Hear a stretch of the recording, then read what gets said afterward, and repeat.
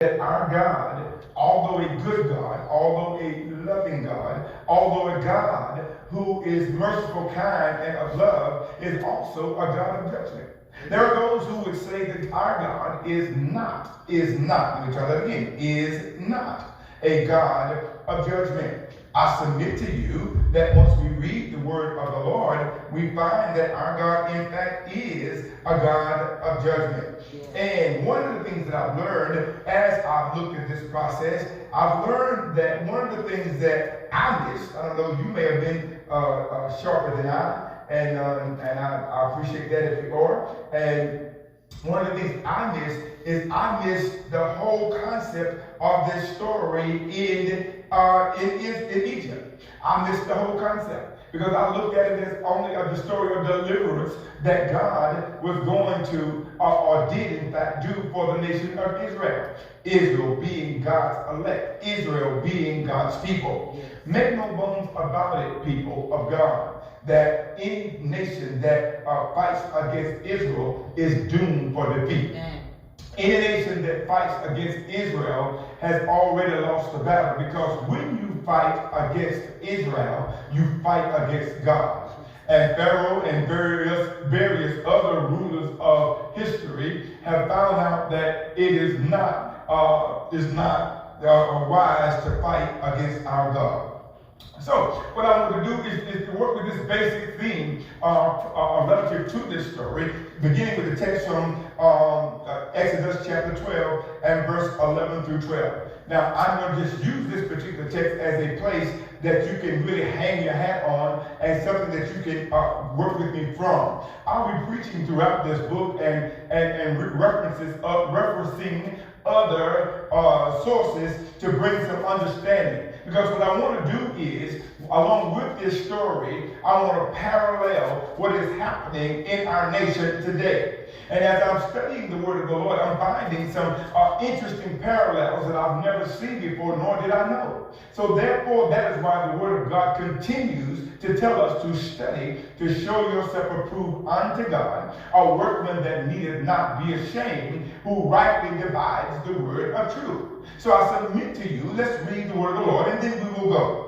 And Exodus chapter 12, verses 11 and 12, for God, this is God speaking, for I will pass through the land of Egypt this night, and will smite all the firstborn in the land of Egypt, both man and beast, and against all the gods of Egypt I will execute judgment. I am the Lord.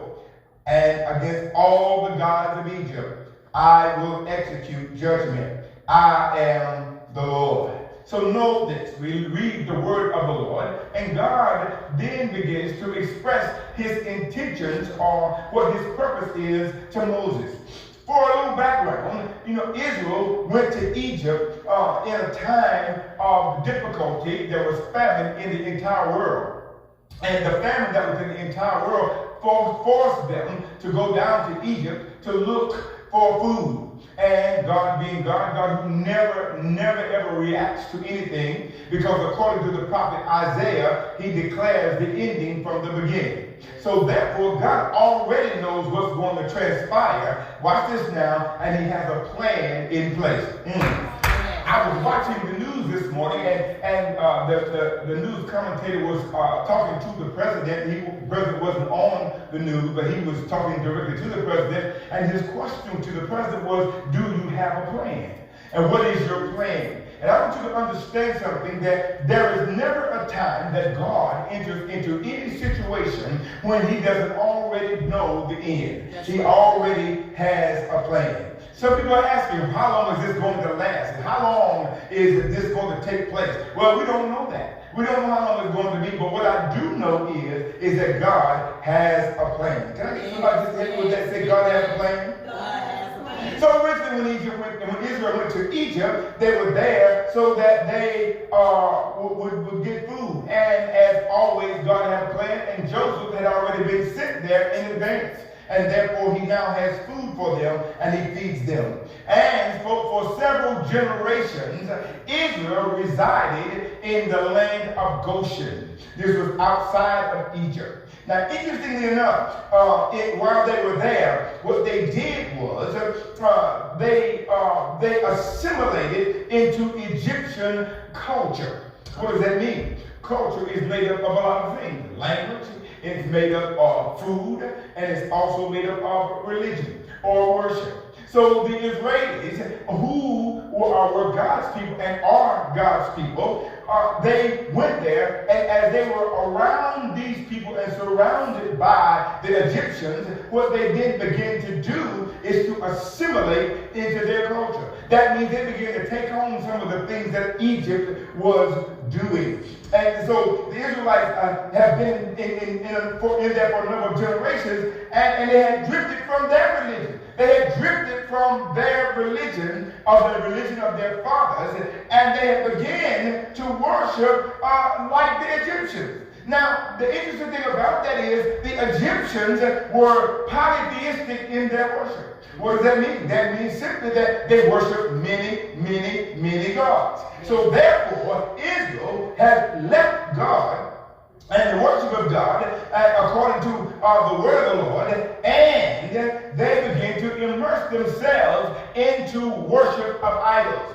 I want you to know that's going to become important as we go forward in this line of teaching. Because one of the things that we need to understand is not only was this an act of judgment against Egypt, it was also a judgment against Israel for their assimilation into the idol worship that Egypt had going on in their lives. So therefore, the word of the Lord teaches us this in Exodus chapter 1 and verse number 8. Here's what it says. It says, "Now there arose up a new king over Egypt, which knew not Joseph. And he said unto his people, Behold, the people of the children of Israel are more and mightier than we. Come on, let us deal wisely with them, lest they multiply. And it came to pass that when there falleth out any war, they join also unto our enemies and fight against us, and to get them out of the land." So now watch this. Now, for 430 years, Israel was in Egypt, but note this, a new king rose and forgot that Joseph was the one who saved the nation of Egypt. Because God, who had a plan, somebody say God always has a plan. God, who had a plan, had planted Joseph in Egypt, and while he planted him there, he gave him the wisdom of God, and he spared Egypt of the famine that would come.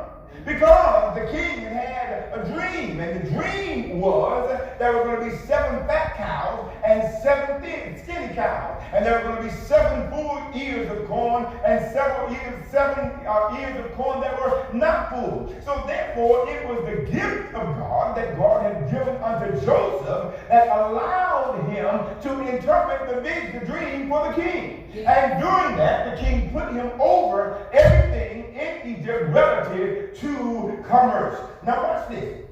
When he did that, the word of the Lord tells me that he saved and he prepared and he stored up for the time of the lean years that would come. I will submit to you that in doing so, he saved the nation of Egypt. But God wasn't trying to save Egypt, he was trying to save Israel. Yes. Israel were his people, and they continue to be his people, and I want you to understand that. So God's plan from the very beginning was to save Israel, but what happened with Israel is they got down there, and instead of holding the light of Jehovah God, they started immersing in the Egyptian culture. Isn't that something? It's like what believers are doing today. Instead of holding the light of God to the dark world, we're becoming more like them. Come on, man. We're becoming more like them. I feel the preacher here. I got to make sure I keep him calm. I want you to understand that God now has a problem. And the problem is that they're down there now, and they're now involved in, they being Israel, are involved in idolatry. They have forsaken the relationship or the teaching of their forefathers, Abraham, Isaac, and Jacob, and they have become thoroughly immersed immersed in the corrupt Egyptian culture and religion. They were now doing what the Egyptians were doing. And one of the things I tell believers everywhere, that one of the things you've got to do is surround yourself with people who are going in the same direction that you are. Because what happens often is when we start hanging with the old crew, we continue to be like the old crew. So therefore, now God's response, now listen to me very carefully, God always responds to the situation that is at hand. So God's response was this, it was judgment. Somebody say with me, judgment. Judgment. Now I want you to understand that this does not fly with some of the teachings of today. Because people of today are teaching that God is too loving to do judgment. But I want you to understand that that's just not right. Because if you read the scriptures, the 66 books of the canon, if you read the 66 books of the canon, it will show you on a number of instances when God, not the devil, but God, executed judgment on his people. Can you say amen? Well, now, God's judgment in this particular instance is twofold. Number one, it is on the Egyptians. Number two, it is on Israel. Watch this. Number one is on the Egyptians. And number two is on Israel. First of all, that each of the plagues, I want to show you this as it relates to the Egyptians, each of the plagues that God sent was a direct challenge to one or more of the gods or the goddesses of Egypt. So you see, you got to understand something. Now, this is not just a deliverance issue. This is not an issue when God is in, I should say, supernatural combat with the gods of Egypt. Because the Egyptians believed in their gods, and now what they were doing, they were afflicting the people of the living God. So our God had come to bring deliverance in the lives of his people, and then to show the gods of Egypt and all of the Egyptians that he was the only living God. Hallelujah. I'm getting excited, I can tell already. So watch this. The word of the Lord says, now, how did God do that? How did God begin to exact judgment on the Egyptians? And he started by plagues. Somebody say plagues. Yeah. I told you before that this word plague, this word pestilence, which was part of the plagues that were sent against Egypt. It came because of a divine visitation. Somebody say divine visitation. You see, you gotta understand something, that God will visit. And you know, usually when God visits, it's not too good. It's not too good. So, divine visitation. So God is going to do divine visitation, but how God's going to do it is through a man. Let me try one more time. Through a man. Because whenever God gets ready to do anything in the earth, he does it through mankind. He does it through mankind. So the first thing that God did was he began to fight against the gods of Egypt this way. He began to affect the Nile River. The Nile River. Now this is nothing to sneeze at, because the Nile River was a force in Egypt. And it was the river by which much of their commerce, their food, and also their worship. They worshiped the Nile, and they worshiped the Nile River. So why did God chose, the first thing he did, well, he chose to afflict the Nile River. Here's what the Bible says in chapter 1, verse 22 of Exodus, and the king of Egypt spake to the Hebrew midwives, of which the name of one was Shapar, and the name of the other Puah. He said, when you do the office of midwife to the Hebrew women, and see them upon the stools, if it be a son, then you shall kill him, but if it's a daughter, then he shall live. Now watch this. The first thing God does is he turns the Nile River and all the waters of Egypt into blood. That's right. All the waters of Egypt to blood. He turns the Nile River and all the waters of Egypt to blood. Now know this. That means the Egyptians have no water to drink. That's right. That means the fish in the Nile died. That means that they are now in a very difficult place, because 75% of the human body is made up of water. So now watch this. Now, and the question was asked, And this is one of those things that you keep learning as the time goes by. The question was asked, why did God choose the Nile first? Why did he choose the Nile first? Well, we have to answer that by answering the question, what God was it that God was confronting with the Nile? And then we'll tell you why he confronted that God. The God of the Nile was Khum, Khum. And it's usually represented as a human with a male ram's head. He was the guardian of the Nile. So Khum, the god of Egypt, the god of the Nile, he was the chief honcho, as it were, for the Nile River. So now our God, watch this now, is now confronting Khum.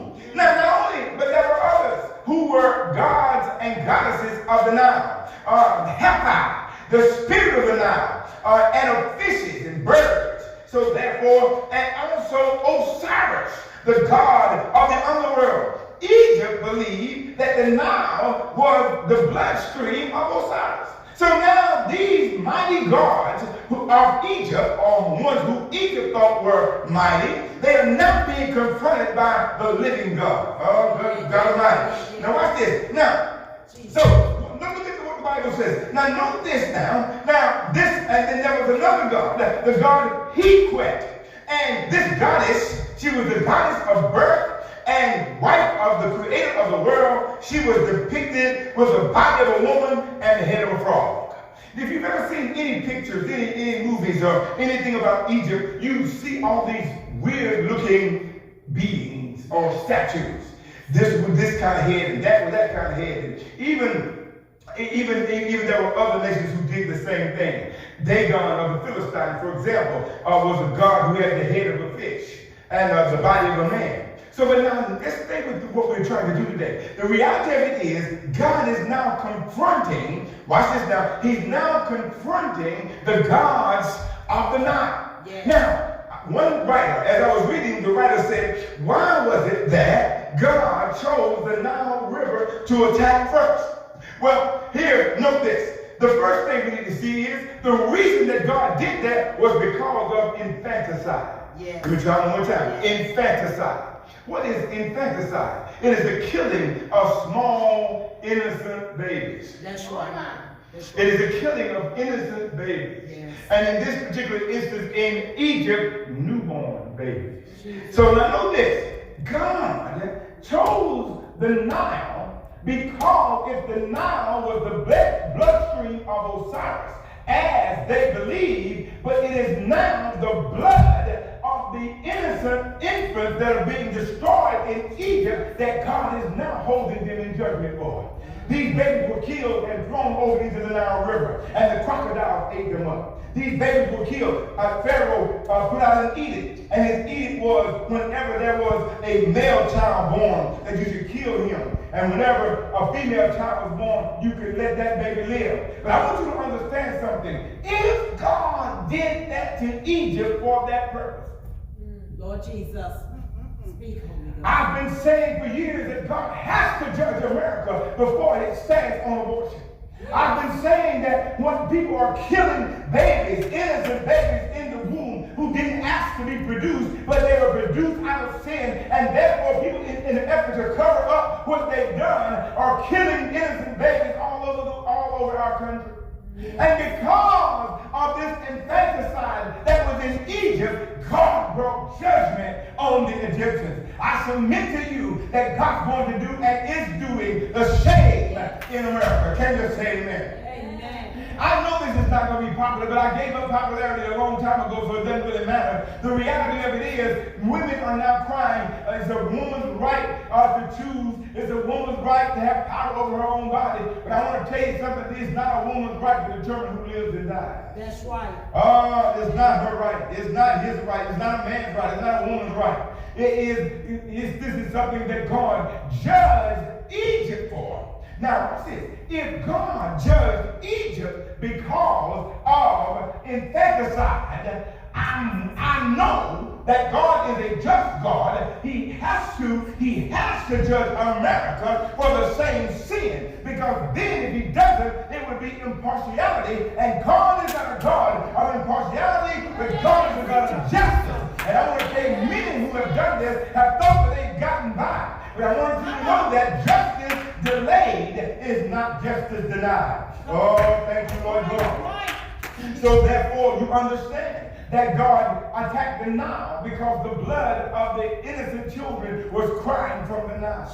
The blood of the babies that were born to the Israeli people was crying. You see, either they tried to kill Moses, who was a deliverer, and they couldn't hide him, but so long, and finally his mom put him in a makeshift ark, as it were, and pitched it within and without, and sent him down the Nile River. Now let me just talk to you a little bit about that. Thank you. Now, if you know anything about the Nile River, anything at all, you know it's full of crocodiles. The Nile crocodile is one of the most fierce animals in all of the world. Isn't it interesting how that this baby, who was in an ark, a little basket-like ark, was sent down the Nile River where there were crocodiles all around who were hungry, and yet they never touched it. And I'll tell you the reason why is because this baby was covered by the divine power of God. And I want to tell you something, that when God has a plan for your life, there isn't anybody or anything that can take you out. Because as long as God's hand is upon you, it can't take you out. I came to tell you that the devil can't take us out. Corona can't take us out. But I want you to understand that the judgment of God is on our nation. Yes, yes. God's judging America.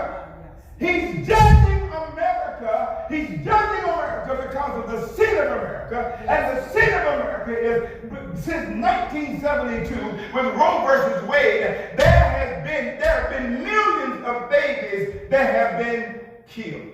Yes. And their blood cries. Oh my God. Cries unto God. So the first thing that was happening, God, our God, Jehovah God, confronted the gods and the goddesses of the Nile River. And the judgment of God came against them. Look what it says in Exodus chapter 7 and verse 1 through 4. And the Lord said unto Moses, See, I have made thee a God to Pharaoh, and Aaron thy brother shall be thy prophet. Thou shalt speak all that I command thee, and Aaron thy brother shall speak unto Pharaoh, and send the children of Israel out of this land. I will harden Pharaoh's heart, and multiply my signs and my wonders in the land of Egypt. But Pharaoh shall not hearken unto you, that I may lay my hand upon Egypt. Look what God says. I'm going to lay my hands on Egypt. Lord, don't lay your hands on me like that.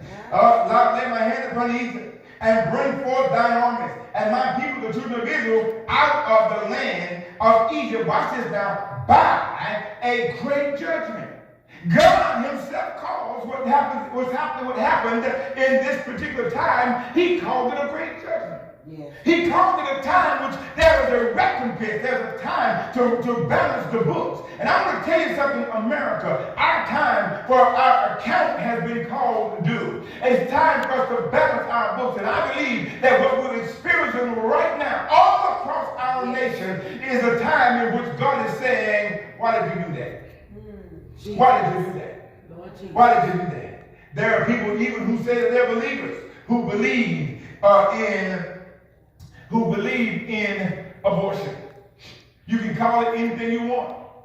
In New York, they say they don't even allow you to use the term a baby when a woman is pregnant. It's only a fetus. And they have to dehumanize it so that what they can do then is they can sort of soothe their conscience, because they don't want to say what they're really doing, killing a human being. I find it interesting, this is something that I've not spoken a lot on. I find it interesting that I was watching on television. They have this new organization who's trying to rescue animals who are being abused. And they got that little thing about, they show these dogs and all these animals who are being abused by whomever, who's been abused by whomever it was that owned them before, who abandoned them and left them out in the cold to die. And they're soliciting people to send $19 a month. And I'm not knocking that. I'm not knocking that at all. I think it's wrong to abuse anything, any of God's creatures that God hasn't given us to eat. I think this. So, but here's the problem. Here's my problem. My problem is a group of people will get together to raise money to protect dogs from being, come on now, Apostle, from being abused, but at the same time will support a woman's right to choose. come on now. I'm trying to figure it. I don't understand. I don't understand how that works. Let me tell you something once and for all, and I'll stand on it. It doesn't matter who criticizes me, it doesn't matter who says what. Here is the reality. The reality of it is that if you don't want a baby, you know how they're made. That's right. Say it about If you don't want one, you know how they're made. And it's because of lifestyles that are against the teachings of God that is causing people to have all these babies that without the proper credentials, as it were, meaning man and wife. And yet, when they decide they don't want to do it, but yet they continue the same lifestyle that caused the baby to be produced, and when they find out that they're carrying a child, what they want to do is abort its life. Jesus. This is one of the reasons that God judged Egypt. This is also one of the reasons that God judged a group of people called Molech.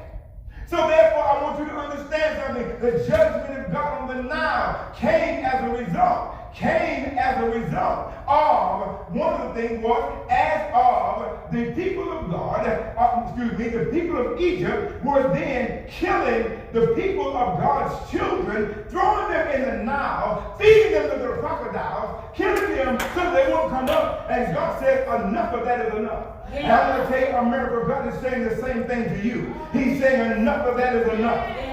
Enough is enough. I know what the court said. I know what Roe v. Wade said. Even I read an article not long ago, even the woman who was the initial person that brought this case, she before she died, she regretted that she had been the one chosen to do that. She regretted the whole abortion law and the whole abortion process. So therefore, I want you to understand something. God has not forgotten. Amen. Let me try it one more time. God has not forgotten. Amen. Somebody say amen if you can. Amen. So therefore, the first God was the God of the Nile. God came against all of the gods of the Nile. I want you to understand something, that after God came against the God of the Nile, I want you to know watch this now, the next God that God came against was, he plagued the dust of the ground in Egypt. And out of it came lice. Can you imagine? Lice everywhere. Lice everywhere. And I want you to understand something, that because there were lice everywhere, it caused a problem, because God was then fighting against the God of the earth. Now watch this. The Egyptians believed that they had a God for everything. And so therefore, this particular God, Geb, G-E-B, Geb, he was the God of the earth. And God now caused lice everywhere. And he caused lice everywhere. And when he caused lice everywhere, what happened is it made the priests even unfit to go in to do what they did to their gods. I want to tell you something, that this is a battle of our God versus the gods of Egypt. Can you say amen? Amen. Now, excuse me, I need to go back for just a moment here. Because in this whole thing with the Nile, one of the things that God did, and I found very interesting, he caused frogs to come out of the Nile. Yes, he did. And here's one of the things I want you to see. I want you to see that this was done. This was not an unusual thing for frogs to come. Because the frogs would come out of the Nile, because there was a lot of vegetation there, and therefore a lot of frogs were being made. But the issue this time was the frogs came when God said they would come, after Moses told them they would come. That's right. I say that to say this. When you tell people that we're facing the coming of our Lord Jesus Christ, they tell you, yeah, we've heard that before. Yes, and you're hearing it again. But the bottom line is, the reality is that it's simply that God is saying, I'm saying it now, and I'm telling you, at the time is coming again. Can you say amen? Amen. The lice. The lights came. The lights came after the frogs. And look what it says in Exodus 8:16. So the Lord said to Moses, and say to Aaron, stretch out your rod and strike the dust of the land, so that it may become lights throughout all the land of Egypt. And they did so. For Aaron stretched out his hand with his rod and struck the dust of the earth, and it became lights on man and beast. All the dust of the land became light throughout all of the Egypt. Now, what's God now? God is now fighting the God of Geb, the God of the earth. These Egyptians are saying that there are gods that are not God. So God confronts specifically the gods of Egypt that the Egyptians worship to show him that I am God. That's what he said in 7th chapter of Exodus and verse 15. Look what he said. The God, this plague was perhaps directed in some measure toward Geb, the God of the earth. Egyptians gave offerings to God, the Geb, for the bounty of the land. But in this case, rather than the land bringing forth crops and fruit and vegetables, it brought forth itching, biting lights. And their God, Geb, was shown to be powerless. Let me say that the God, Geb, was powerless. Anytime anybody or anything comes against our God, it is powerless against our God, because our God is omnipotent. Omnipotent simply means he's all-powerful. That means anybody could go against him. And once God does something, it is done. Somebody say, it is done. It is done. So, Geb, the God of the earth, he was defeated. He was defeated by Jehovah God. He was defeated by Jehovah God. Then, fourthly, the fourth plague was swarms. What was that? Swarms of flies. And they were like everywhere. These swarms of flies were everywhere. And they were on the surface. It sounds like a plague of life, but this was probably quite a bit different, as we all see. Look what it says in Exodus 8:20-23. And the Lord said to Moses, rise early in the morning and stand before Pharaoh as he comes out to the water. Then say to him, thus says the Lord, let my people go, that they may serve me. Or else, if you will not let my people go, behold, I will send swarms of flies on you and your servants and on your people and into your houses. The houses of the Egyptians shall be full of swarms of flies, and also the ground on which they stand. And in that day I will set apart the land of Goshen, in which my people who dwell, that no swarm of flies shall be there, in order that you may know that I am the Lord in the midst of the land. I will make a difference between my people and your people. Now, this is the first time in this whole process that God is now saying, I'm going to make a difference. The first plagues affected Israel the same as it did the Egyptians. But now God says that I'm not going to make a difference between my people and your people. Note this. I want you to understand that unfortunately, that there are going to be, a lot of people are dying. They're losing their lives because of the virus. A lot of people are losing their lives. And I want you to understand that, and that my heart grieves for all of the people in our nation who are losing their lives. But I submit to you what God always does. Somebody say always. Always. What God always does, he always makes a way for his people. He always makes a way of protection for his people.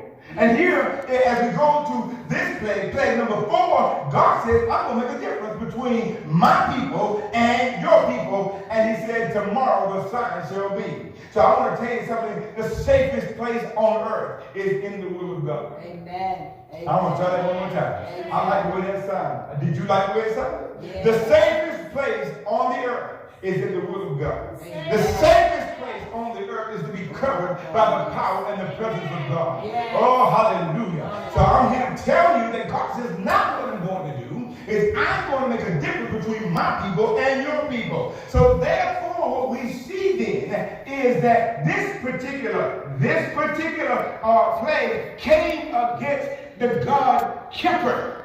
The God Keper. And Keper was called the God of the flies. Now, I want you to understand something. God of the flies. Now, you need to realize that even though this God is supposed to be a God, our God, watch this now, our God, who is the great God, who's the only living God brought Kepler down to his knees. Yes. He will bring every other God down to his knees. I submit to you. I submit to you. I want to say something. I want to just sort of kind of editorialize right here. I want you to understand something. That the Nile and also the ground were both places of economic sustenance for Egypt. Let me try that again. The Nile and the grounds were both places of economic sustenance to the Egyptians. Yes. I submit to you that a part of what God's doing, he's attacking the economy of Egypt. That's right. Hallelujah. Let me try that one more time. Hallelujah. He's affecting the economy of Egypt. Yes. As I listen to what's transpiring today, there seems to be more concern about the economy than it is about the people dying.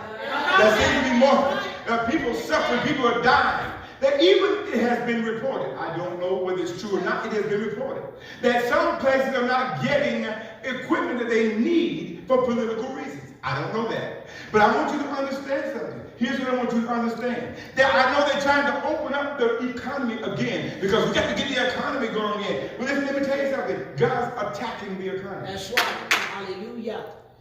And when I get to talk to you about America in reality, about what's happening in America, Jesus said this, and you'll hear me say something about this later on as I continue this teaching. Jesus said, you cannot serve God and mammon. That's right. You cannot serve God and mammon. That's Matthew chapter 6 and verse 14. You cannot serve God and mammon. Now listen to me very careful. Mammon is wealth. That's right. Now listen to me very carefully. We all know that we all need money to operate in this society. That's right. Amen. Amen. And therefore it is the means of exchange in our country. Yes. However, the problem is, here's the problem. The problem is that because people are loving money, they'll do almost anything for it. They'll lie, they'll cheat, they'll steal. That's right. Isn't it interesting that in our state, it is said that one of the senators is now under scrutiny for allegedly having traded stocks on the basis of information she received as a senator. Now I want you to know the reality of that is, first of all, it's against the law. That's right. Secondly, it's an indication of how people feel about money. Yeah. They'll do most anything for it. Oh, people will steal, kill for money because they love money. Now, money in and of itself is not evil. Let me try that again. No. Money in and of itself is not evil. Right. Paul says it's the love of money. That's right. It's the love of money. So now know what God's doing in the Egyptian arena. He is attacking the economy. I submit to you that if we look around, it seems to me that the very same thing is happening in America. That's right. The economy is being attacked. Right. We've lost unemployment is projected to be 30%. We've lost, I think it says, 10,000, 30,000 jobs in the last few weeks in time. I want you to understand this. I want you to realize that the judgment of God is upon this nation. Yes. The judgment of God has come because there are a number of reasons, and I'm going to talk in detail about them. One of the reasons that because of the love for money and the covetousness of money. People will cheat others and steal others, work people and not pay them fairly, and yet they make off like bandits. I want you to know that God's not pleased because God spoke to those things. But there are some other things relative to this whole thing about mammon or wealth. People are worried about wealth. They're worried about what's going on. Isn't it interesting that there will be, as of right now, they canceled the NBA season. Where the players are making millions of dollars. Let me try that again. Millions of dollars to shoot a ball in a hole. Amen, amen. Amen. Now watch this. The baseball season has now been postponed. And men, again, who are making millions of dollars. Recently, this week, the president had called to all the commissioners of all the pro sports leagues, and this is what he said. He wants the football season to start on time. And he wants the people to come back into the stadiums. And he wants the stadiums to be filled with people again. Here's what I say relative to that. My God, well, is that worth having people sick? Is that worth overcrowding the hospitals? Is that worth causing people and their families to die? This just tells us how our whole society is about money. Somebody say about money. It's about money. It's about money. And I would be remiss if I didn't say this. The reality of it is this, is that not only is that spirit of mammon operating in the world, it operates in the church. That's right. What do you mean it operates in the church? I mean it operates in the church. There are leaders who will compromise their message based on whether or not they're going to receive a certain amount of money. There are leaders who won't even come to your church unless you give them a certain amount of money. And I submit to you that that's never been the will of God. I submit that God's now judging our nation on his attitude toward money. Yes. On our attitude toward money. We need it, but we shouldn't love it. Amen. Gotta have it, but we shouldn't love it. Amen. And we shouldn't mistreat others with it, or through it, or for it, or the lack thereof. So the reality of it is, what is happening, and God's judging a people in a time that we now live in. Can you say amen? Amen. So think about it. The sports world. No baseball. No football. You see, here's why that's so important. They canceled March Madness, which is a basketball tournament, most of you know. And they didn't want to cancel March Madness because of all the money it brings to wherever it is it goes. People pay thousands of dollars for a basketball ticket. Now, don't get me wrong, I like sports.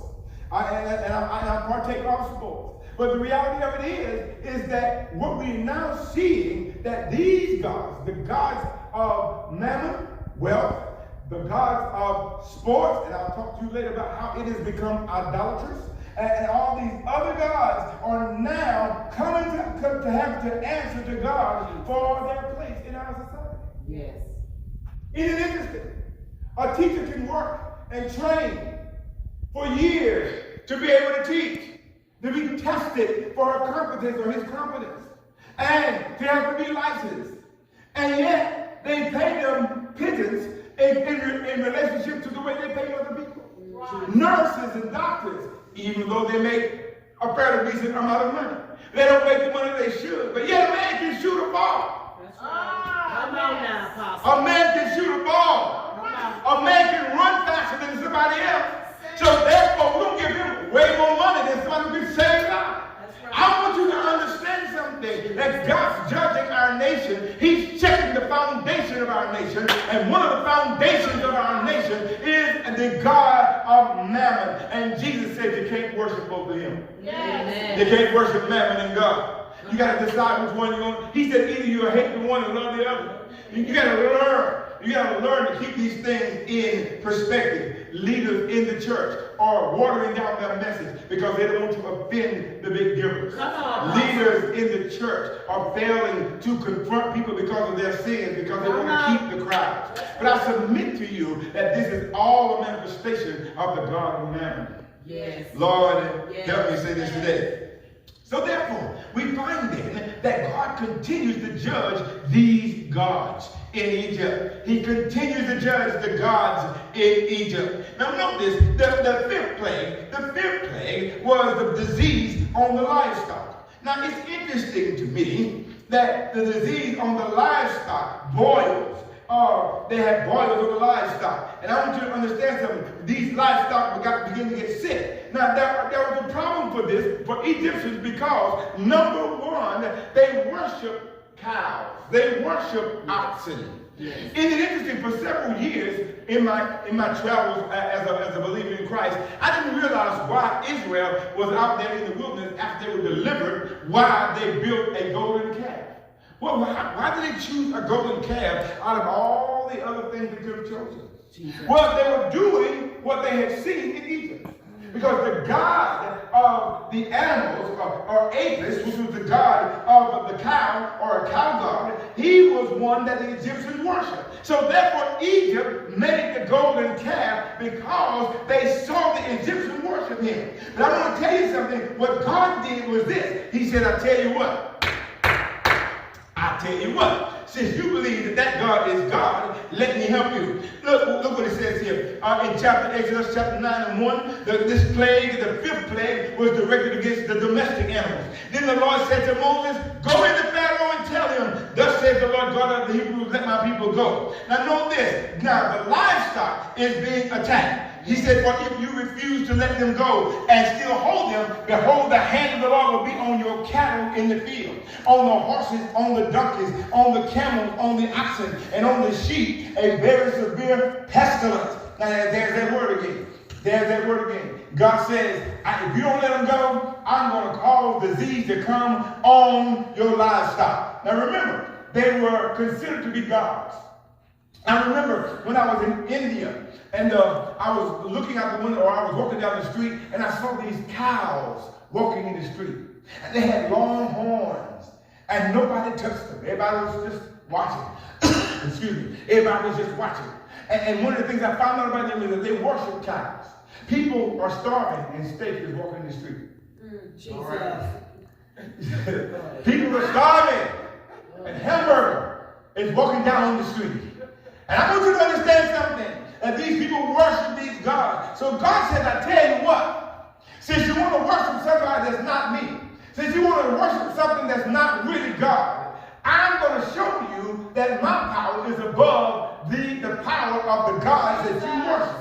Know this, there were several gods who were associated with this whole process with the cows. You know, they had three different gods of healing.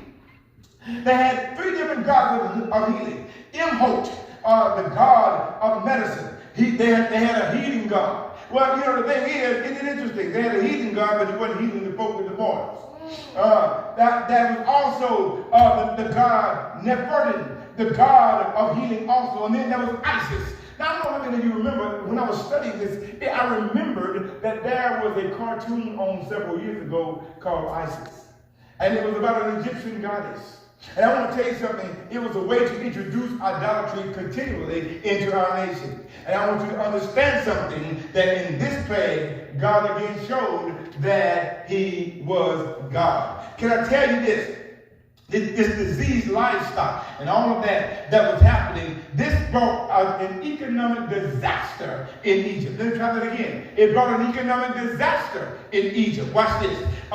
It affected the food, the transportation, the military capability, farming capacity, and economic goods that were produced by these livestock. But still Pharaoh's heart remained hardened. Can I submit to you that these things are eerily similar to what's going on in our lives? That's right. Our transportation has been affected. Our food transportation is being affected. They were questioning this morning about the military capability. Because you see, if we got to fight this disease, and they got to bring the Navy and the various other parts of the military in to help fight the disease, who's going to fight for the country? That's right. Oh, God, thank you. All right, farming capacity and economic goods. People can't make anything because people can't go to work to make anything. Look at this. And that was produced by these, but still Pharaoh's heart was hard. And I'm going to tell you, I trust that America will see this for what it is. I trust that America will understand that this is not just something that happened. This is the judgment of God. And God is calling for a balancing of the books of America with him. So therefore, remember, we started with this whole thing of infanticide, the killing of innocent babies, throwing them in the Nile River, and then the blood of those babies came back to them. Oh, I want to tell you something, that God is trying to speak to his people. Somebody says, speak, Lord. Speak, Lord. So therefore we see that these gods, the gods and goddesses of healing of Egypt, failed to bring about a cure for the boils that were on the livestock. The livestock died, and as the livestock died, so did much of their economy. So know this. So this bull, the cow, known as Apis the bull. Apis the bull was very sacred, and when it died, the Egyptians mourned as though they had lost a pharaoh. That's how they worshiped the cows. That's how they worshiped them. So I want you to understand something. That God judged this nation, watch this now. He judged Israel in partiality for their idolatry, and he judged Egypt for their attack on his people. Notice what I said. He judged Israel for its idolatry, and he judged Egypt for the way it afflicted his people. Are y'all still there? Yes. Oh, so then they were powerless. These Egyptian gods were powerless to do anything against our God. Because our God is the awesome God. Yes. Our God is all powerful. And all the finest minds in the world, all the finest, the smartest people in the world are not going to be able to solve the problems that we have because the problems are multiple. Yes. The problems are multiple. We have morality problems. We have major morality problems. Yes. Every time, I told you earlier, every time that there was judgment on Israel, it was because of their sin. Most of the time, it was because of either idolatry or immorality. Yes. And therefore, we have both in our nation. We have both of those things in our nation. Yes. Can you say amen to that? Amen. So the boils came on the cows and on the donkeys, on the camels. I haven't said much about the camel. The camel has been noted and called the desert ship. It was one of the ways by which they traveled. And a camel could travel for hours and hours and hours and hours and hours without water. And because of the water that it kept in the hump in his back. And the reality of that is that these animals that were used for transportation and also to carry goods on are now being afflicted by boils. That's why that transportation was afflicted. That's why that transportation. So people can't ride on airplanes now. Because you see, now they're saying, well, we got to have 6-foot distances and all of that, and we can't have close quarter and all of that. Then our transportation is being affected. Uber is being affected. All of the means of transportation, they're saying, look, you know what? Look, you can't go everywhere. I submit, this is just me. I have not heard any word from God. I'm not functioning prophetically at this point. What I'm simply going to tell you is what I speculate as that's going to be one of the next moves that happen. One of the next moves that's going to happen is that our mobility is going to be restricted because gas is going to be hard to get. Mm-hmm. Now, I watched the news, and the news said this. The news said that the prices of oil the bottom has dropped out of the prices of oil. I went to the station the other day, and I'm pumping gas, and I'm looking at how much my tank's about empty, and I'm filling it up, and I'm looking, and it's so low, the price is, I'm trying to figure out what's going on. I look at the price, and gas had dropped to $1.70 a gallon. And I'm like, oh my God, I didn't even know that. But I submit to you that one of the next things that's going to happen is this is just me speculating. Please understand what I'm saying. I submit to you that one of the next things is our travel is going to be restricted because we're not going to be able to get gas. Jesus. All this is leading toward the end that the word of the Lord speaks toward. All of this is moving toward the end of time as we know it. But you see, men are not hearing the voice of God. They're not hearing the prophets of God. I submit to you that the Bible declares in the book of Micah, the prophet Micah said the Lord himself will do nothing, but he'll reveal his secret to the servants and the prophets. And I want to tell you, during this time, what's going to transpire is there's going to be exposure of so much of what is going on in our nation. We've been praying, God, expose everything that needs exposing, but don't expose anything that we can't handle. Because I'm telling you, the reality of it is that there are things that God's going to pull the cover off during this time. Because the judgment of God is now upon our nation. Call me a fanatic, call me crazy. One thing, I may be a fanatic. I may even be crazy. But I'm not stupid. Amen. Amen. Amen, amen. Amen. Now, one of the things, I'm watching the signs.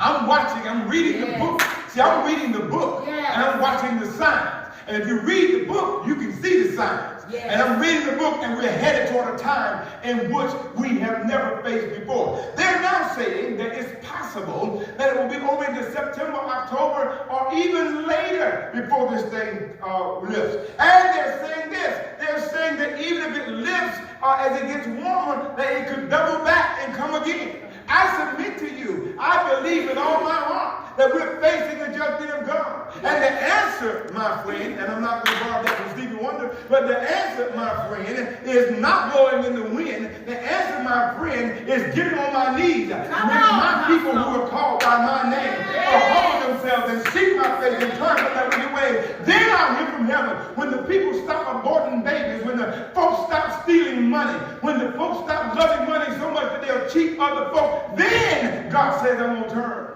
Yes. I'm going to turn.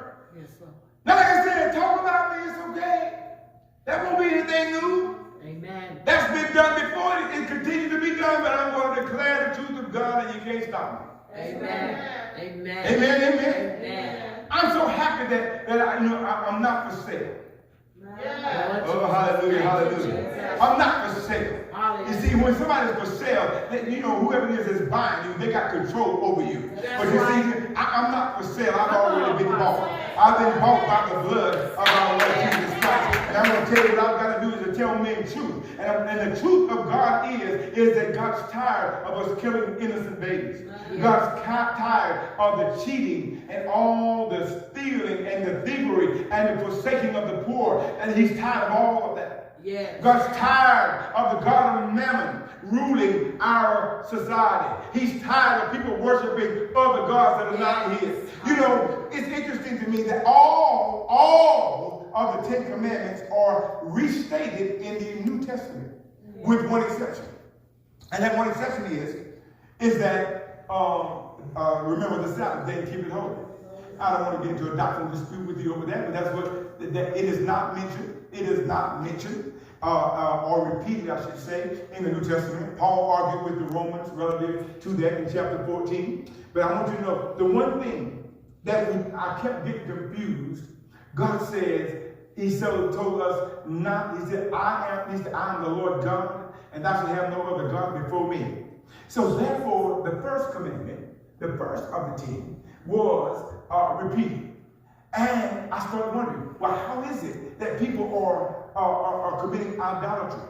Well, the first thing the Bible tells us is that covetousness is idolatry. Yes. So when you hate someone because of what they have, or want something that belongs to somebody else, that's covetousness. Yes. Let me try it again. That's covetousness. Yes. I am mad with you because you got what you got. That's right. Amen, amen. Amen. I'm not upset with you. Thank God. I remember my grandmother told me when I was a very little boy, I remember the first brand new car came into our community. And see, I'm from a very impoverished community. And one I love very, very much. I came from a community called Tybee. And we were very poor people, all of us who lived in that community. And this particular man had a good job and he had a business going. And he bought a brand new car. A brand new Chevrolet Impala, 4-door, light blue. Wow. I was a little bitty boy when that happened. And the neighbors were talking, they were buzzing about it. They were buzzing. And one lady said, he's going to suffer for it. He's going to suffer for it. He's going to suffer for it. But my grandmother said this. She said, well, I'm not going to say anything because I might be walking along and he stops and give me a ride. And so I've learned that it doesn't suit us to be envious or covetous of what someone else has. Amen. But I want you to realize that covetousness is idolatry. That's what the Bible says. Covetousness is idolatry. Why? Because we are worshiping something that we want that, number one, is not ours, and number two, that we hold it more valuable than we do our relationship with God. Amen, amen. Idolatry is going, and I'm going to talk in detail about this as I go forward. Idolatry is practiced in our nation every day. Yes. It's practiced in the halls, in the gyms, and the football fields, and the baseball fields of America. We idolize baseball players, football players, basketball players, track stars. We idolize these people. And see, God was very clear. Thou shalt have no other God before me. Some have even gone as far as to call certain athletes God. That's idolatry. Yeah. Jesus. There's a program called The Religion of Sports. And I want to tell you that sports has now risen to the level of idolatry because we worship people who have athletic prowess, but yet we won't bow our knees to the God of our Lord Jesus Christ, the Father of glory. And I want to tell you, God's judging us for it. Yes. It is not coincidentally that at the same time, almost every pro sports league is canceled. That's right. Almost everyone started with basketball. Basketball was going on. They were playing basketball. And then basketball players got the virus. Amen, amen. Amen. Then as it kept going on, the commissioner of football said, well, we're going to postpone football. They don't know whether or not there's going to be any football.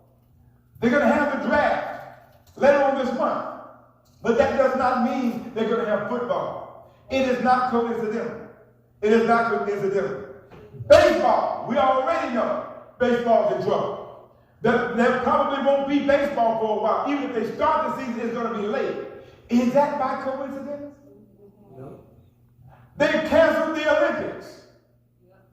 The Olympics, people from all over the world were going to Japan, I think it was, for the Olympics. What is that a coincidence? I submit to you that it is another example of God judging a nation for its idolatry. Yes. Now, please don't get me wrong, those of you who are listening. All of my life, I played sports of all kinds. I played baseball, I played basketball, I played football. Couldn't do much with track because I couldn't run. But the bottom line is, and I like sports, and I follow sports, and I have my favorite sports team, but I don't worship sports players. I've gone to venues where to watch a game, and what I saw were men playing a game. And that's all they are. They play it better than anybody else, but that's all they are. They're not gods. No. They're not gods. They're not to be worshipped. We don't bow to the God of athletics. Now, I want to tell you something. I'll tell you a story about a man I heard who had a deliverance ministry. Now, for those of you who don't know what a deliverance ministry is, and maybe we'll get a chance to discuss that at some point later, a deliverance ministry is a ministry that is given to help people get demon spirits out of them. Yes. Now, I know there are those of you who don't believe that, and one of the most prominent preachers in our nation at that time said that he thinks we've read too many books and seen too many movies. I say he hasn't read the right book, and that's what I say about that. He just said he didn't think that there was any such thing as that. But I want to submit to you, in this deliverance session that this preacher was going through, he was in Texas, and he was known for deliverance ministry. So therefore, demonic spirits began to talk out of this particular individual he was ministering to. And the demon said this, and I quote from best I can from my memory. He said, I hate you. And he called the deliverance minister's name. He said, I hate you. And then he called another deliverance minister in another state. I hate him too. And he says, but I'm not worried, the devil says, because I have the world by the God of sports. Wow. I have the world by the God of sports. I listened to a man on radio yesterday who said he paid $1,000 for a ticket to have a seat in the arena where they were going to have the draft. $1,000. Now, what am I saying to you? Now, remember I said, I'm not against sports. I play sports, my kids play sports, and I have no problem with sports. But when our problem comes, when we begin to worship sports and athletes and games, these are not God. These are men and women who play a game. And anytime you put anything and anybody before our God, then you are an idolater. That's right. That's right. Amen, amen. Amen. So I don't want to be like Mike. Have no desire to be like Mike. I tend to be like Charles Barkley said, I'm not a role model. You shouldn't look to a sports writer, a sports figure as a role model. You should look to your parents. You should look to men and women around you who are important into your life. Those are the people that you should look to as role models. But I came to tell you, even those are not supposed to be gods. Can I get to another place in there? I want to tell you something. Sometimes people worship their leader. That's true. And I want to tell you something. Leaders who are wise will not allow people to worship them. Because anything that you have, Mr. Miss Leader, Mr. Prophet, Mr. Apostle, Mr. whoever you may be, anything you have, God gave it to you. That's right. And without God, you wouldn't be anything. You may be gifted, but if God takes his anointing, then you wouldn't be effective. So I want you to understand, God has declared war against the gods of Egypt as well as the gods of our nation. People, hear me. The gods of our nation. The gods of our nation. The gods of mammon. The gods of sports. People will spend money they can't afford to do so. To watch a ball game. Come on. Amen. The God of entertainment. When they see a movie star, ooh, that's him. Okay, so. Right. Come on. Really? Did you see him? I was in New York, and I was getting my luggage. And when I was getting my luggage, a very tall gentleman came by me, and he was getting his bag. And I looked up, and it was Horace Grant, who played basketball for the Chicago Bulls. And I just said, oh, that's Horace Grant. Got my bag, went about my business. Why? They're just men. Amen. But what we have done in our nation is we have made them gods. Yes. Yes. Recently, I heard someone say, I believe they said Tom Brady was God. Tom Brady is not God. Amen. He's a football player. And unfortunately, he's an old one at that. Amen. Amen and amen. So the reality is, what we don't understand is that God is now judging our nation. And why is he judging our nation? I'm closing with these things as a summary. And I'll pick this up the next time that I come before you. God's judging our nation as he judged the nation of Egypt. He judged them, number one, by judging the Nile. Why the Nile? Because many innocent babies were thrown into the Nile, killed. Infanticide was practiced by the Egyptians, all the Israeli babies. And the blood of those children was crying out before God, and God says, all right, I will let it come forth. Why are we having this problem here? Because the same blood, the blood of innocent babies, the blood of innocent babies is on the hands of doctors and judges and lawyers, legislators, people who say it's okay. Lord Jesus. Because a woman should have power over her own body. God's judging America. Yes. God's judging America because of her love for money. Yes. That's why now investigations are into senators who are stealing or are alleged to be stealing based on their information. Jesus. Based on the information that they have that nobody else has. God's judging our nation because the poor are being neglected. Yes. God has so much to say about the poor. And people are saying this and people are saying that. But I want to tell you something God's already spoken. Yes. He said, blessed is he that considers the poor. Yes. The Lord will deliver him in time of trouble. Yes. The Lord will preserve him and keep him alive, and he shall be blessed upon the earth. And I will not deliver him into the will of his enemy. He said, though I am poor and needy, yet the Lord thinks upon me, thou art my help and my deliverance. Make no terror over my God. I want you to understand something, that when you reach out to someone who doesn't have, who is poor, who doesn't have food, who doesn't have a place to live, who doesn't have what they need to be able to just stay here, yes. I want you to understand something, that you give unto the Lord. Yes. The Bible says that those who give to the poor give unto the Lord. Yes. And so therefore, and he said he will repay again. So God's judging America. He's judging America because we're worshiping money. People at the top are stealing money.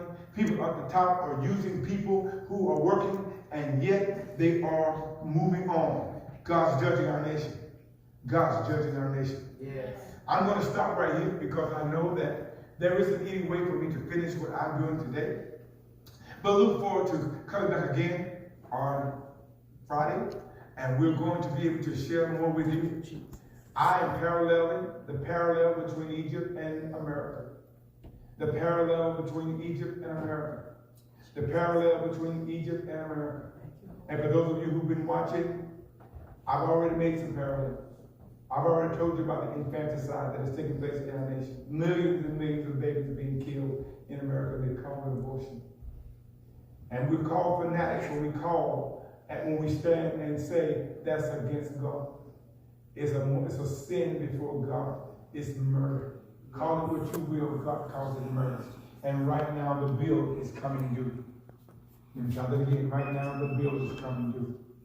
So therefore, we believe that God will preserve the righteous.